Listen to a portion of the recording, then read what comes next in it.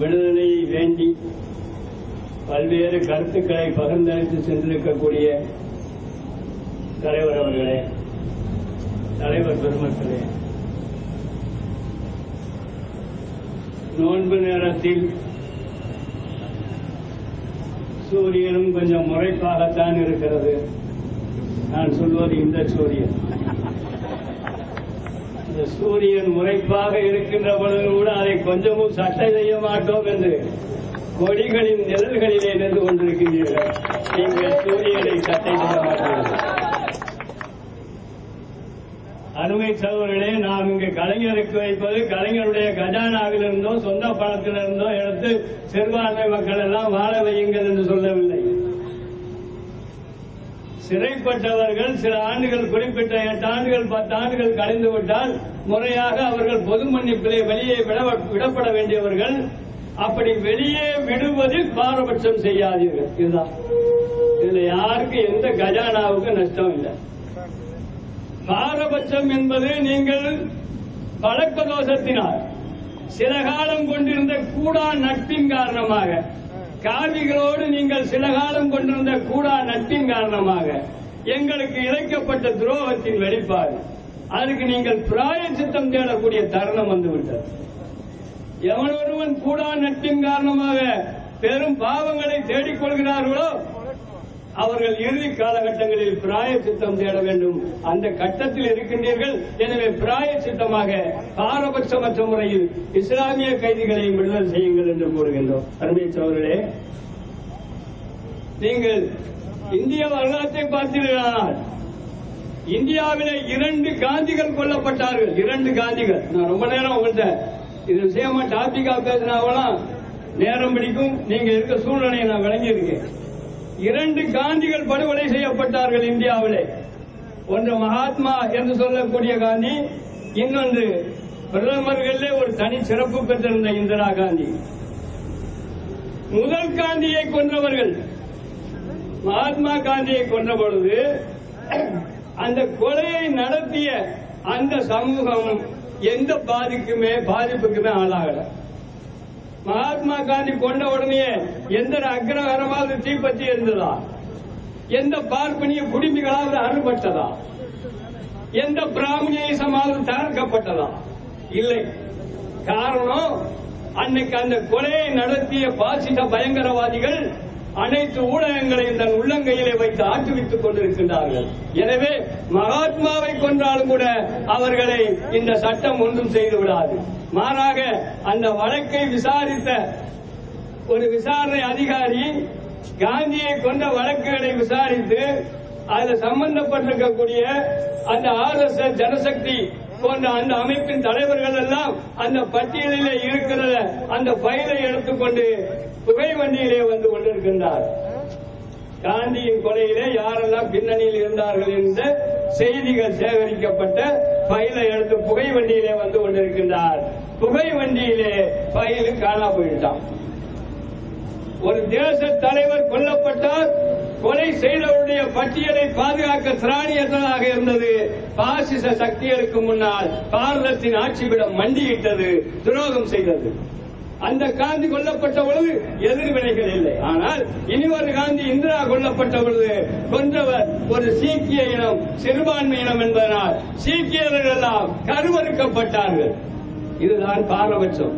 சுதந்திர இந்தியாவில் படுகொலைகள் நடந்தாலும் கொன்றவன் யார் என்பதை பொறுத்து ஏற்படுகின்ற பாரபட்சங்கள் இதுபோல எத்தனையோ சொல்லலாம்.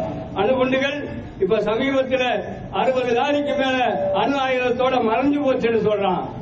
ஒரு சாதாரண பேட்டரியும் வயரும் வச்சுக்கிட்டு பழனி பஸ் ஸ்டாண்ட்ல ஒரு முஸ்லீம் நின்னான்னு சொன்னா வெடிமருந்துக்குரிய உபகரணங்கள் என்று மோப்பம் பிடிக்கக்கூடிய நாய்கள் அல்ல போலீசுகள், மோப்பம் பிடிக்கக்கூடியவர்கள். இவர்கள் வெடிகுண்டுக்கான உபகரணம் வைத்தனர் சொல்றாரு. 61 லாரிகள் மாயமாகிவிட்டது. இது அபினவ் பாரத்துக்கு சென்றதா? RSS அமைப்புகள் கடத்தி இருக்கின்றார்களா? எங்கே போயிருக்கிறது? பீகார் தேர்தலில் இது பயன்படுத்தப்படுமா என்பது போன்ற புலன் விசாரணைகள் எல்லாம் பாசிச சக்திகள் இதுவரை கேட்கவில்லை என்பதில் இருந்தே அதை நடத்தியது பாசிஸ்டுகள் தான் என்று அறிவுஜீவிகள் சந்திக்கின்றார்கள். நான் சொல்லவில்லை. இப்படி ஒரு பயங்கரமான பாரபட்சத்திலே இந்தியாவினுடைய நீதி சிக்கி தவித்துக் கொண்டிருக்கிறது. ஒரே செய்கையை செய்யக்கூடியவர் பாசிஸ்டாக இருந்தால் அவர் விடுதலை ஆகின்றார், விசாரணை இல்லாமல் ஆகின்றார்.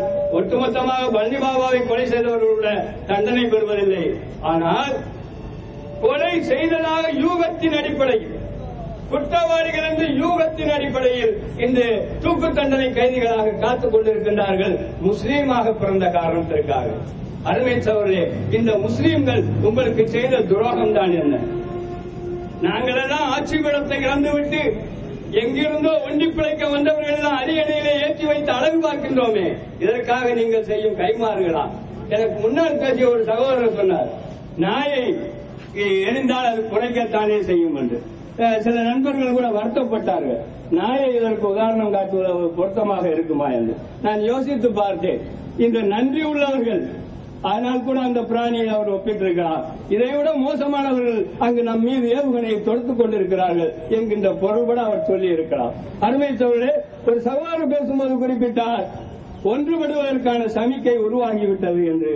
நமது விடுதலை சிறுத்தை அமைப்பின் பொறுப்பில் இருக்கக்கூடியவர் சொன்னார், நீங்கள் ஒன்றுபடுப்பதற்கு சமிக்கை காட்டிவிட்டீர்கள் என்று சொன்னால், அதில் உறுதி என்று சொன்னால், அந்த ஒற்றுமையை நிலைநிறுத்தி வெற்றி காண்பதில் நாங்கள் அனைத்தையும் காட்ட தயாராக இருக்கின்றோம் என்பதையும் உங்களுக்கு சொல்கிறேன். அடுத்த கட்டமாக அருமை சகோதரர்களே, இந்த சிறைவாசிகளை விடுதலை செய்யுங்கள் பாரபட்சமற்று என்கின்ற போராட்டம் ஏதோ ஒரு நாள் கூடினோம், ஆர்ப்பாட்டமாக அறைகூவல் விடுத்தோம், இத்தோடு முடங்கி போவோம் என்று சொல்லக்கூடிய நிலையில் அல்லாது, நாம் எடுத்து வைத்த இந்த லட்சியத்தின் முழுமையான வெற்றியடையும் வரை நாம் ஓயப்போவதில்லை என்றும், தேவைப்பட்டால் அந்த சிறைவாசிகள் விடுதலை அடையும் வரை நாம் சிறை நிரப்பும் போராட்டத்தையும் செய்வோம் என்றும் அதற்காக ஆயத்தப்படுவோம் என்றும் கூறிக்கொண்டு, அருமை கலைஞர் அவர்களே, நீங்கள் பாளையங்கோட்டை சிறையை பார்த்தவர்கள், அந்த பாளையங்கோட்டை சிறையில் இருந்த காரணத்திற்காக உங்களை கிரிமினல் குற்றவாளி என்று கிரிமினல் வழக்கு போட்டார்கள். ஆனால் நீங்கள் ஆட்சிக்கு வர முடிந்தது. நாங்கள் நிரபராதிகளாக இருந்து சில பாசிசவாதிகளின் தூண்டுதலின் காரணமாக குற்றவாளிகளாக சித்தரிக்கப்பட்டிருக்கின்றோம். அப்படி என்றால் நாங்கள் ஆட்சிக்கு வர முடியாதா? அரியணை ஏறுவதும் ஆட்சியை செலுத்துவதும் அதில் நீதியை நிலைநிறுத்துவதும் எங்களுக்கு புதிதான ஒன்று அல்ல. நாங்கள் பாரம்பரியமாக ஆண்டவர்கள், ஆண்ட பரம்பரையில் இருந்து வந்தவர்கள், விட்டுக் கொடுத்து வேடிக்கை பார்த்துக் கொண்டிருக்கிறோம் என்பதற்காக எங்களை சில புற்றுக்குள் அடைத்து வைத்து விடாதீர்கள். நாங்கள் புகையாக புறப்பட மாட்டோம், பூகம்பமாக வெடித்து செல்வோம் என்று எச்சரிக்கையாக சொல்லிக் கொள்கிறோம் அறிவித்தவர்களே. எனவே இந்த சிறை கைதிகளின் பாரபட்சங்கள் பற்றி விலாவாரியாக பட்டியலிட வேண்டும் என்றால் அது ஒரு தனி விளக்க கூட்டமாகவே நடத்தப்பட வேண்டும். அந்த இடத்துக்கு நாம் செல்லவில்லை. இஸ்லாமிய சிறை கைதிகள் அவர்கள் எதிர்வினையாக கொலை செய்தார்கள் என்பதாக சில தலைவர்கள் சொன்னார்கள். நான் சொல்கிறேன், அவர்கள் எந்த கொலையுமே செய்யவில்லை, கொலைகாரர்களாக சித்தரிக்கப்பட்டவர்கள் தான், எவருமே குற்றவாளிகள் அல்ல. பல ஆண்டுகள் 9 ஆண்டு 11 வருஷம் விசாரணை கைதியாக உள்ள இருந்துட்டு கடைசியில் இவங்க நிரபராதி என்று வெளியே விடுகின்றார்கள். வெக்கங்கட்டவர்கள், புடிச்சு வச்சதை நியாயப்படுத்துறது கூட ஒரு வழக்கை உருப்படியாக சோடிக்க தெரியாதவர்கள், புடிச்சு வச்சுட்டே இல்ல, செஞ்ச தப்பையாவது முழுமையா செய்ய தெரியாத திராணியற்றவர்களை கையில் வைத்துக் கொண்டு இவர்கள் கூறும் ஆலோசனையின் பேரில் நீங்கள் ஆட்சி கட்டில் இருந்து ஆட்டம் போடாதீர்கள், சிந்தியுங்கள். சமூக நீதி பற்றி உங்களுக்கும் தெரியும், பகுத்தறிவு பற்றி புதிதாக பேச தலைப்பட்டிருக்கின்றீர்கள். அந்த பகுத்தறிவில் நம்பிக்கை இருப்பது நிஜமானால், சமூக நீதி என்பதில் உங்களுக்கு உண்மையான நம்பிக்கை இருக்குமானால், இந்த இஸ்லாமிய சகோதரர்கள் உங்களுக்கு உறுதுணையாக எல்லா கட்டத்திலும் வேண்டும் என்று நீங்கள் கருதுவீர்களே, ஆனால் பாரபட்சமற்ற முறையில் சிறை கைதிகளை விடுதலை செய்யுங்கள் என்று கேட்டுக்கொண்டு நிறைவு செய்கின்றேன்.